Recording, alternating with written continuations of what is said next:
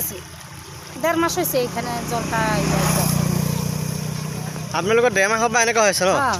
আপুনি কাৰোবাক কৈছিলে নেকি কৈছে কি ক'লে ওই যে চন্দনক হে পয়সা দিতে আছে না সরকারে কেমনে ঠিক করুম আমি কি ক'ব কি ক'ব এতিয়া আমাৰ পানী খাবলৈ নোৱাৰো এইটো ঘৰত তল এনেই লৈ আৰু পেলাই দিম এই গাঁওখনৰ নাম কি গাঁওখনৰ নাম এজাবাৰী 2 নম্বৰ ৱাৰ্ড এই পানীৰ যোগান আঁচনিত কিবা অভিযোগ দিছে নেকি আপোনালোকে দিছিলোঁ বহুতবাৰ দিছিলোঁ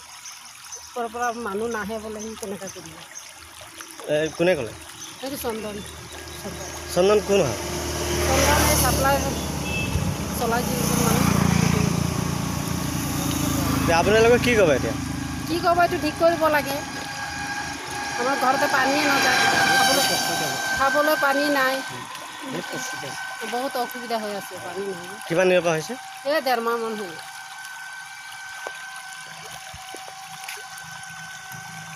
কি ক'ব হের ঘরে কইছি হেরা ঠিক করবে লাগে হেরা কইছে পয়সা দেনা সরকার আমি কি করি ঠিক করি কোনে কৈছে এই চন্দন কোন হয় এই চন্দন সাপ্লাই কিমান দিনৰ পৰা এনেকুৱা হৈছে 1.5 মাস হল এতিয়া আপোনালোকে কি ক'ব অসম চৰকাৰক পানী খাবলৈ নোৱাৰে আৰু গোলা জল যাই আছে ঘৰত যেহেতু বিশুদ্ধ পানীৰ যোগান এটা আছে বন্ধ করতে লাগবে এটা বিশুদ্ধ পানী খাবলগীয়া হৈছে আপোনালোকে কি পানী খাইছে এতিয়া গোলা পানী